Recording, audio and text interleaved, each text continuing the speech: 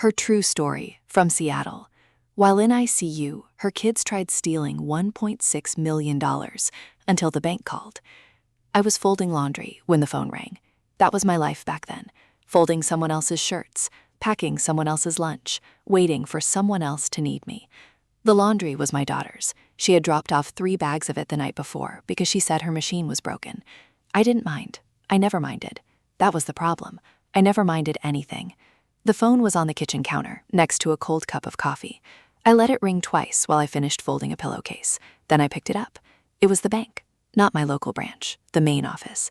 A woman with a polite voice asked if I had recently authorized a large wire transfer. I said no. She said there had been an attempt to move $400,000 from my savings account into an account I did not recognize. She said the request came from someone claiming to be my power of attorney. I said I did not have a power of attorney. There was a pause on the line. Then the woman said I should come into the branch immediately. That was the first crack. But looking back, the cracks had been there for years. I just refused to see them. I was 68 years old. My husband, Gary, was 71. We had been married for 43 years. We had 3 children, 2 daughters and 1 son. Lisa was the oldest, then Mark, then Bethany. Bethany was the one who brought the laundry. Bethany was the one who called me every day. Bethany was the one I thought loved me the most. Gary was already sick when the bank called. He had been in and out of the hospital for 6 months. Congestive heart failure, then a stroke that took his left side, then pneumonia that nearly killed him. He was in the ICU at Swedish Medical Center, room 412. I had been sleeping in a chair next to his bed for 9 nights. My back hurt. My hands were dry from the hospital soap. I had not eaten a real meal in days, just vending machine crackers and coffee from the cafeteria. My children took shifts at the hospital, but mostly they sat in the waiting room on their phones. I did not blame them. They were tired too. That is what I told myself. They were just tired. Bethany came to the hospital every morning at 9. She brought me a muffin and a diet soda. She kissed my cheek and held my hand and told me I needed to take care of myself. She looked so much like me at her age, 42 years old. Dark hair with a few grays starting at the temples, soft hands, a nervous smile. She was a mother of 3. Her oldest was 15. Her youngest was 9. She worked part-time at a dental office. Her husband, Derek, was a contractor. They lived 20 minutes away in a house with a porch and a swing and a garden I had helped her plant. Lisa lived in Portland. She came up once a week. She was 50, divorced, no kids. She worked in human resources. She was colder than Bethany, more guarded. She had always been that way, even as a child. When she was 8, she stopped letting me hug her in public. When she was 15, she told me I embarrassed her. When she was 30, she stopped coming home for Christmas. But after Gary got sick, she showed up. She sat in the waiting room with her laptop and did her job from the hospital. She never cried. She never held my hand. But she was there. I was grateful for that. Mark lived in California. He came once, flew up for 3 days, sat with his father for an afternoon, then flew back to his life. He sent flowers, he sent money, he called every few days, but he was not there. I understood. He had a wife and 2 kids and a business. Men are different. They cannot sit in a hospital room for weeks. That is what I told myself. The morning the bank called, I had been at the hospital since 5. Gary had a bad night. His oxygen levels dropped. The nurses came running. There was a moment when I thought he was gone. I stood in the corner of the room and watched them work on him, and I felt nothing. Not sadness, not fear, just emptiness. Like I had already been emptied out by years of small deaths. The death of my body, the death of my marriage, the death of the young woman I used to be, who believed in love and family and forever. Gary survived the night. By 7 in the morning, he was stable. By 8, he was asleep. I left him with a nurse named Rosa, who promised to call me if anything changed. I walked out of the hospital into a gray Seattle morning. The rain was soft. The air smelled like wet concrete and coffee from the cart on the corner. I got into my old Honda and drove to the bank. The branch was on First Hill, a small building with a brass sign. I had been going there for 20 years. The tellers knew my name. The manager was a woman named Patricia who had helped me open a college fund for my grandchildren. Patricia was the one waiting for me when I walked in. She led me to a glass office and closed the door. She asked if I had given anyone permission to access my accounts. I said no. She asked if anyone had access to my online banking password. I said my daughter Bethany helped me set up online banking, but I did not think she knew the password. Patricia asked if Bethany might have written it down. I said I did not know. Patricia then showed me a piece of paper. It was a wire transfer request. The name on the request was Bethany Marie Thompson. The account number was mine. The signature was mine, but I had not signed it. Patricia said the signature was close, but not perfect. She said the bank's fraud system had flagged it because the destination account was new and because the request came from an IP address that did not match my usual location. She asked if I wanted to press charges. I said no. I said there must be a mistake. I said Bethany would never do something like this. Patricia looked at me with soft eyes. She had been in banking for 30 years. She had seen this before. She did not say that, but I could feel it. The pity, the quiet knowing. I stood up. I thanked her. I walked out of the bank and sat in my car and called Bethany. She answered on the first ring. She said, "Hi, Mom. How is Dad?" Her voice was normal, sweet, concerned. I asked her if she tried to take money from my account. There was a pause. Not a long pause, maybe 2 seconds. Then she laughed. She said, "What are you talking about?" I told her what the bank said. She said the bank must have made a mistake. She said maybe someone hacked my account. She said she would come to the hospital later and we could figure it out together. I wanted to believe her. I needed to believe her. Because if Bethany was trying to steal from me, then nothing in my life made sense. Not the 43 years of marriage, not the 26 years of raising her, not the sleepless nights and the school plays and the college tuition and the down payment I gave her and Derek for their first house, not the free babysitting for her 3 kids, not the thousands of dollars I spent on groceries and clothes and birthday parties and summer camps. Not the love, not the love, not the love. I drove back to the hospital. Gary was still asleep. Rosa said he had been stable all morning. I sat in the chair next to his bed and looked at him. He was a small man now. When we met, he was 6 feet tall and strong. He worked construction. He had hands like leather and a laugh that filled a room. Now he was a skeleton with yellow skin and tubes coming out of every opening. He did not know who I was most days. The stroke had taken his memory. He called me Linda sometimes. Linda was his first wife. They were married for 3 years before she left him. I never met her, but after the stroke, she became real again. Not me, her. I sat next to him while he slept and called Linda in his dreams. Bethany came at noon. She brought me a sandwich from a deli, turkey on rye, my favorite. She sat on the edge of the chair across from me and unwrapped her own sandwich. She asked about the bank again. She said she was worried. She said maybe I should close that account and open a new one. She said she would help me do it. She said I had too much stress right now, with Dad being sick. She said I should let her handle the finances. That was when I felt it. The second crack. Not the bank call, not the forged signature, but the way she said, "Let me handle the finances." It was too smooth, too quick, like she had been waiting to say it. I asked her if she needed money. She said no. I asked her if Derek lost his job. She said no. I asked her if something was wrong with the kids. She said no. I asked her why she tried to take $400,000 from my account. She stopped chewing. She looked at me. Her face did not change, but her eyes did. Something behind them closed. A door. I had seen that look before, when she was 16 and I caught her with a boy in her bedroom. That same door closing, that same wall going up. She said she did not try to take anything. She said someone must have stolen my identity.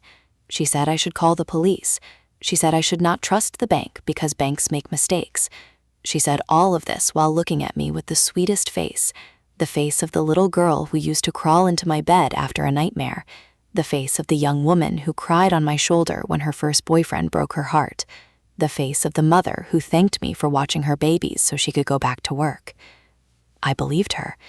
Part of me believed her, the part that wanted to keep believing, the part that needed my daughter to be good, because if my daughter was not good, then I had failed, and I could not carry that, not with Gary dying, not with my body falling apart, not with the loneliness that had been growing inside me for years like a cancer. I told her we would talk about it later.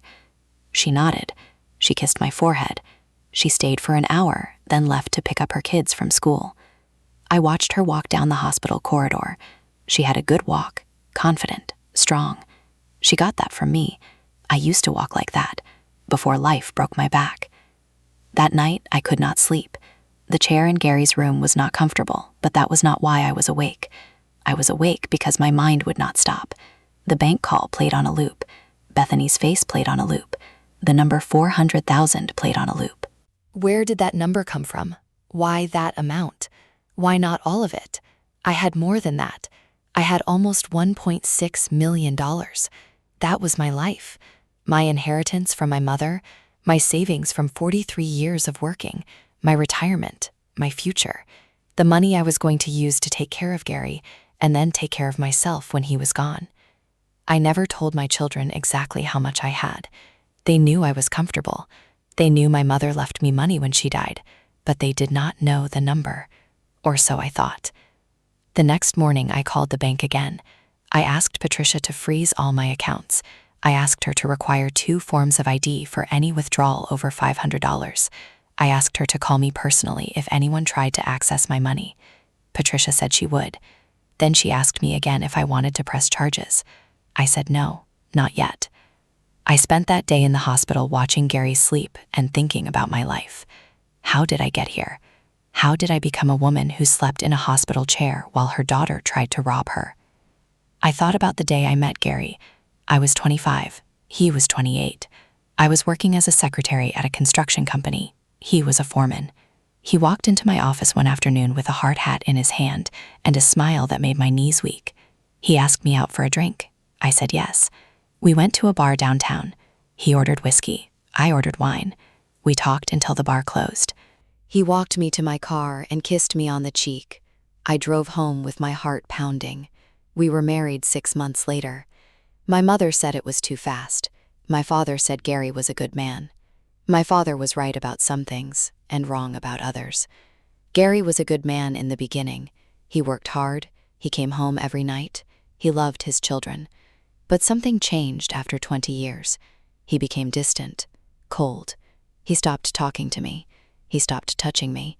He slept in a separate bedroom. When I asked him what was wrong, he said nothing. When I asked him if he loved me, he said, "Of course I love you. You are my wife." That was not love. I knew that even then. But I stayed. I stayed because of the children. I stayed because of the house. I stayed because I was afraid to be alone. I stayed because my mother always said, "You make a marriage work. You do not give up. You do not walk away. You stay and you pray and you hope." So I stayed for 23 more years. 23 years of sleeping alone. 23 years of eating dinner in silence. 23 years of watching him watch television while I sat in the other room reading books and wondering what my life would have been like if I had said no to that drink. The children grew up. They left. They had their own lives. I became a grandmother. That saved me for a while. The babies, the little hands, the little voices. I spent years babysitting, years driving to soccer games and dance recitals and school plays. Years making birthday cakes and Halloween costumes and Thanksgiving dinners. I thought if I gave enough, someone would take care of me when I got old. I thought if I loved enough, someone would love me back. That was stupid. I know that now. Love is not a bank account. You cannot deposit kindness and withdraw loyalty. But I did not know that then. I believed in family. I believed in blood. I believed that the people you raise are the people who will hold your hand when you die. 3 days after the bank call, Gary took a turn. His kidneys started failing. The doctor said there was nothing they could do. They said we should start thinking about comfort care. I signed the papers. I held his hand. I told him it was okay to go. I told him I forgave him for everything. I told him I loved him, even though I was not sure if that was true anymore. He died on a Thursday, 4:17 in the afternoon. Rosa was there. I was there. No one else. My children were in the waiting room. They came in after. Lisa stood at the foot of the bed with her arms crossed. Mark cried. Bethany held me and cried and said, "Mom, I am so sorry, Mom. I love you so much." I stood there like a stone. I had no tears left. I had been crying for years. Quiet tears in the dark. Tears no one saw. Tears I did not even feel anymore. The funeral was 3 days later. A small service at a church in West Seattle. Gary's brother came. A few old friends. My children. My grandchildren. I stood at the grave and watched them lower him into the ground, and I thought about the money. I could not stop thinking about the money. Bethany stood next to me in a black dress. She held my arm. She whispered in my ear.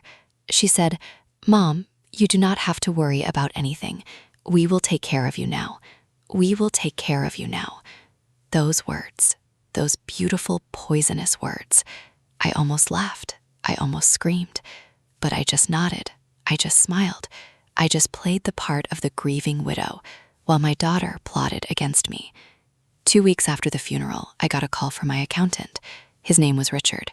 He had been handling my taxes for 15 years. He said he noticed some unusual activity on my investment accounts. Someone had tried to liquidate a mutual fund worth $600,000. The request came from an email address that was not mine. The email was signed with my name, but the language was wrong. Richard said he did not authorize the transaction. He asked me if I knew anything about it. I told him to freeze everything. I told him to put a password on every account. I told him to call me if anyone tried again. Then I called Bethany. She did not answer. I called Derek. He did not answer.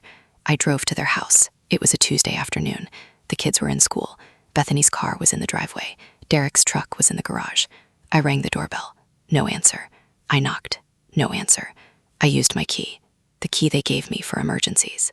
The key I had used 1,000 times to let myself in when they needed me. The house was quiet. I walked through the kitchen. There were dishes in the sink, a half-eaten sandwich on the counter. I walked down the hallway to the home office. The door was closed. I could hear voices. Bethany and Derek. They were arguing. I should have left. I should have turned around and walked out and pretended I did not hear anything. But I did not. I stood at the door and listened. Derek said, "We need to do it before she figures it out." Bethany said, "She already knows about the first transfer. The bank called her." Derek said, "So what? She is not going to do anything. She is weak. She has always been weak." Bethany said, "She froze the accounts." Derek said, "Then we do it another way. We get her to sign something. We tell her it is for the grandkids. She will sign anything for those kids." Bethany said, "She is not stupid." Derek said, "She is stupid enough. She stayed with your father for 43 years while he treated her like garbage. She is not going to fight us. She is going to roll over like she always does." There was a pause.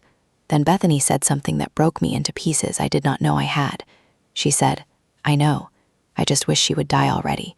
It would be easier if she just died." I stood there in the hallway of my daughter's house, the house I helped pay for, the house where I had changed diapers and baked cookies and decorated Christmas trees.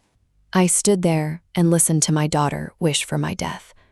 I did not cry. I did not scream. I did not break down the door. I walked out of the house. I got into my car.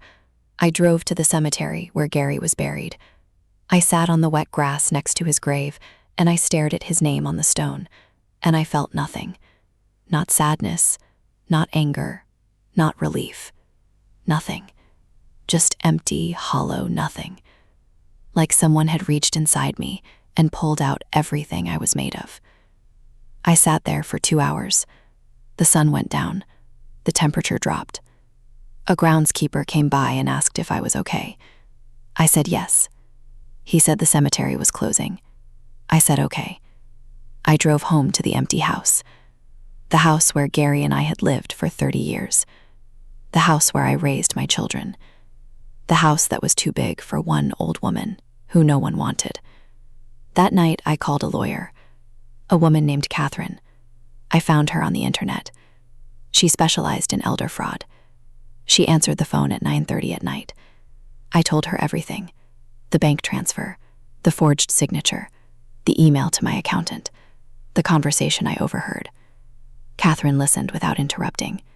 When I finished, she said one word. She said, "Wow." Then she said, "I need you to come to my office tomorrow morning. Do not tell anyone.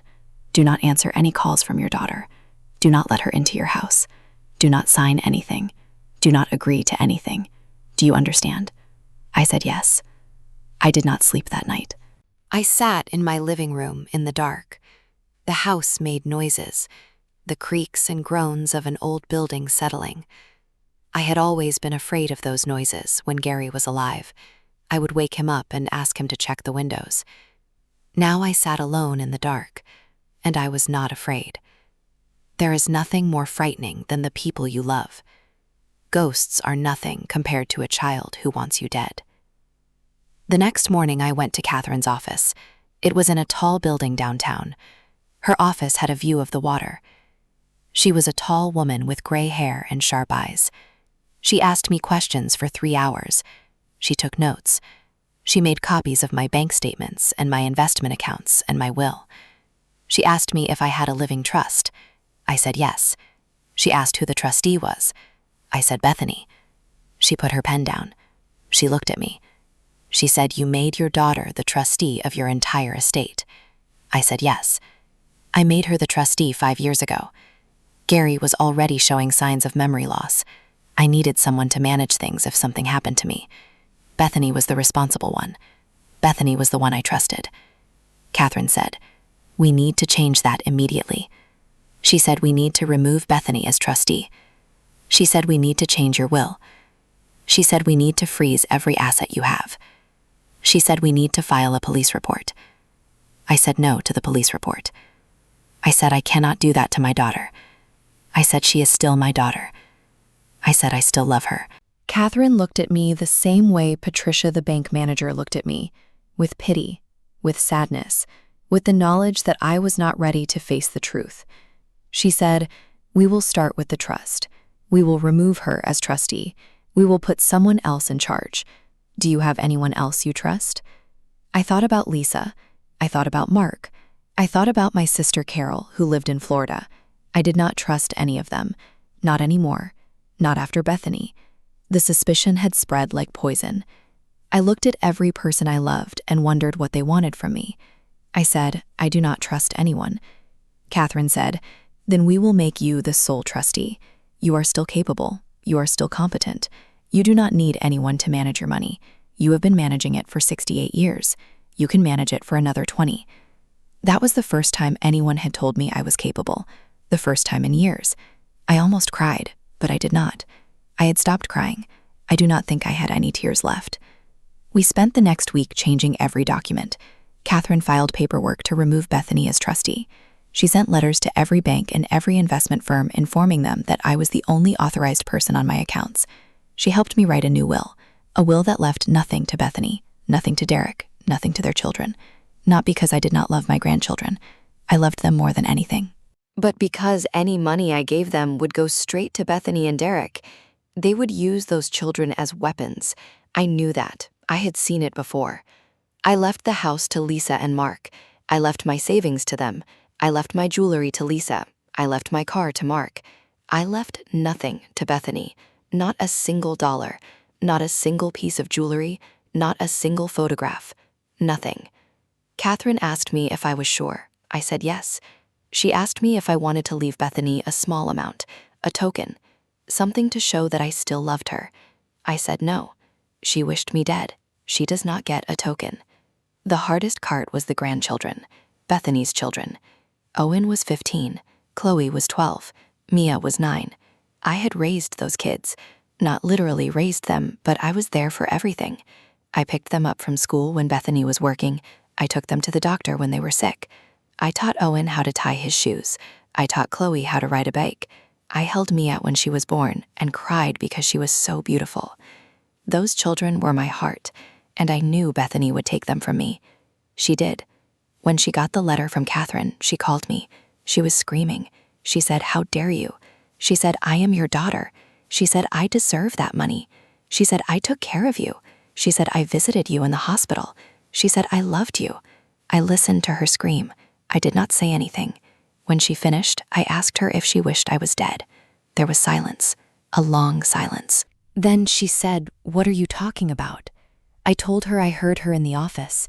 I told her I heard her say she wished I would die. I told her I heard Derek say I was weak. She started crying. Not sad crying, angry crying. The kind of crying that comes from being caught. She said I did not mean it. She said I was stressed. She said Derek was pressuring her. She said she loved me. She said I was taking everything away from her. I asked her what everything meant. She said the money, the house, the future. She said I promised her. I asked her when I promised her anything. She said I promised her when I made her the trustee. She said I promised her she would be taken care of. She said I was going back on my word. I hung up the phone. I sat in my kitchen, the kitchen where I had made breakfast for my children every morning for 26 years, the kitchen where I had taught Bethany to bake cookies, the kitchen where I had sat with Gary on our 40th anniversary and watched him eat a piece of cake and say nothing to me. I sat there and I realized something. Bethany never loved me. She loved what I could give her: the money, the house, the free babysitting, the safety net. I was not her mother. I was her ATM. And now the ATM was closing. The months that followed were the darkest of my life. Gary was gone. Bethany was gone. She took the grandchildren with her. She stopped answering my calls. She stopped letting me see the kids. I called Owen on his birthday. He did not answer. I sent Chloe a card. It came back, returned to sender. I drove past Mia's school just to see her on the playground. I sat in my car across the street and watched her play with her friends, and I cried. I cried for the first time since Gary died. I sat in my car and sobbed like a child because I knew I would never hold that little girl again. Lisa came to visit once a month. She sat in my living room and talked about her job and her apartment and her cat.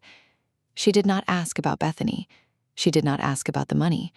She just sat there and talked about herself. I realized then that Lisa had always been that way, self-involved, distant. She never loved me either. She just tolerated me because I was her mother, because she had to, because society said you visit your elderly mother, even if you do not care about her. Mark called every Sunday. He asked how I was doing. I said fine. He asked if I needed anything. I said no. He said he loved me. I said I loved him too. But I did not know if that was true anymore. I did not know if I was capable of love. The betrayal had hollowed me out. There was nothing left inside.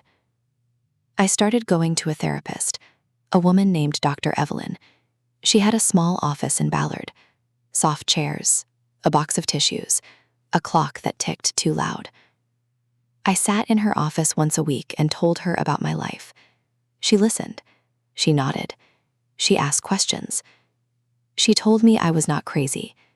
She told me I was not weak. She told me I was a victim of financial abuse. She told Bethany's behavior was not my fault. I knew that. Part of me knew that. But the other part of me, the mother part, the grandmother part, that part kept asking what I did wrong. What did I do to make my daughter wish I was dead? Was I too strict? Was I too soft? Did I work too much? Did I not work enough? Did I love Gary more than I loved them? Did I not love Gary enough? Was there something broken in me that I passed down to her? Dr. Evelyn said I was searching for meaning in something that had no meaning. She said Bethany's actions were about Bethany, not about me. She said some people are born with a hole inside them, a hole that can never be filled. No matter how much you give them, no matter how much you love them, they will always want more. And when you have nothing left to give, they will throw you away. That was Bethany, a hole, an endless, hungry hole. The legal battle lasted almost a year. Bethany fought the trust change. She claimed I was not competent.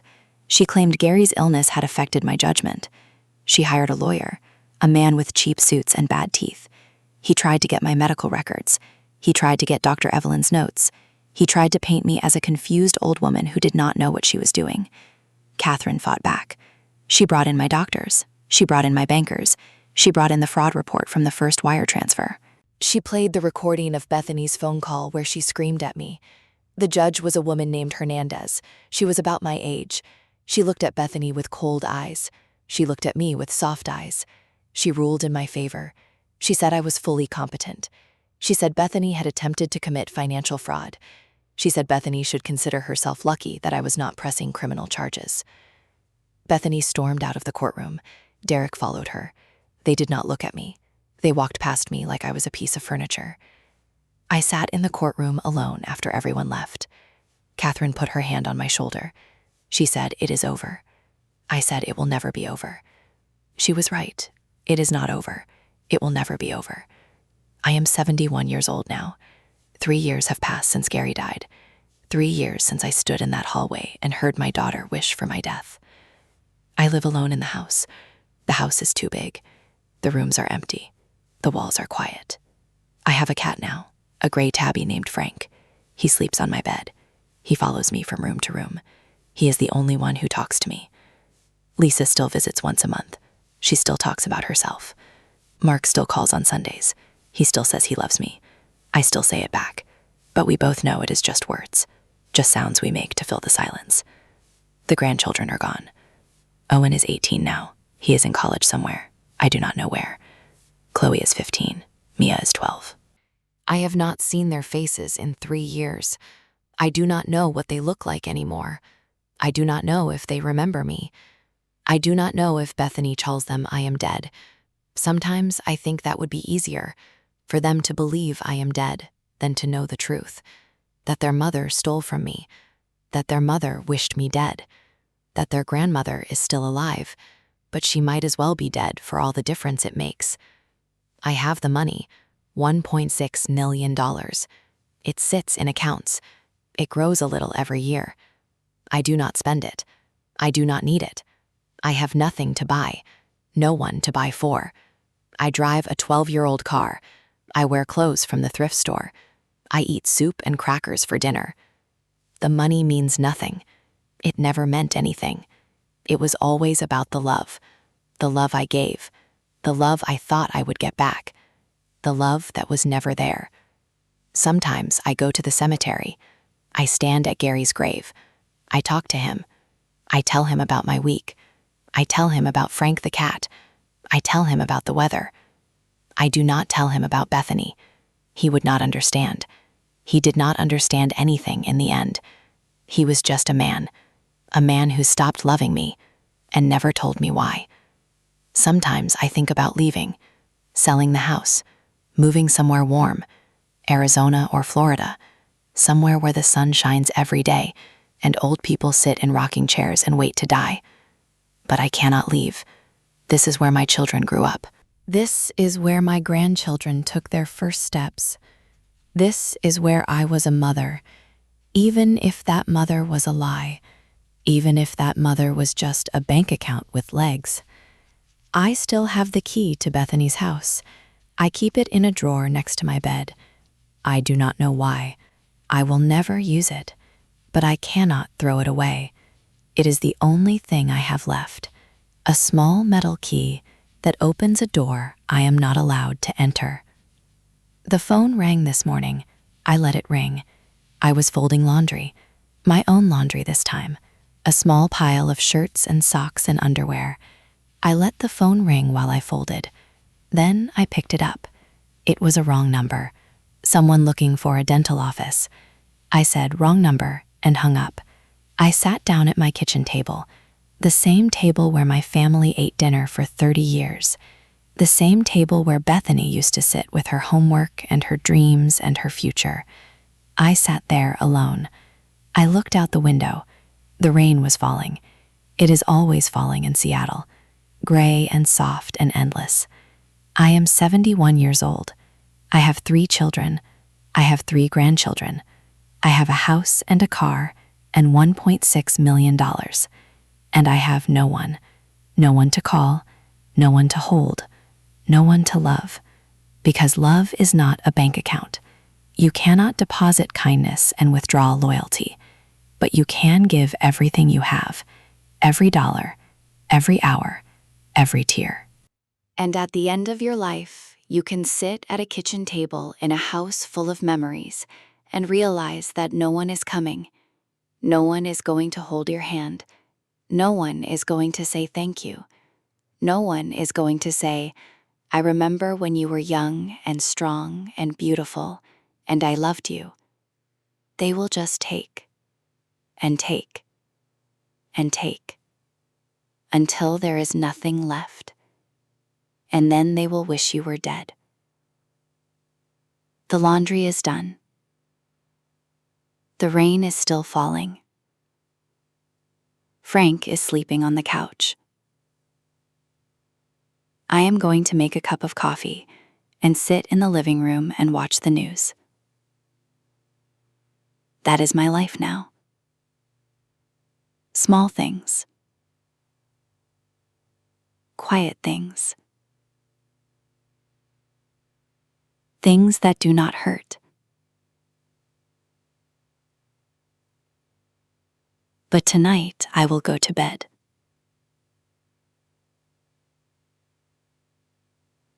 I will turn off the lights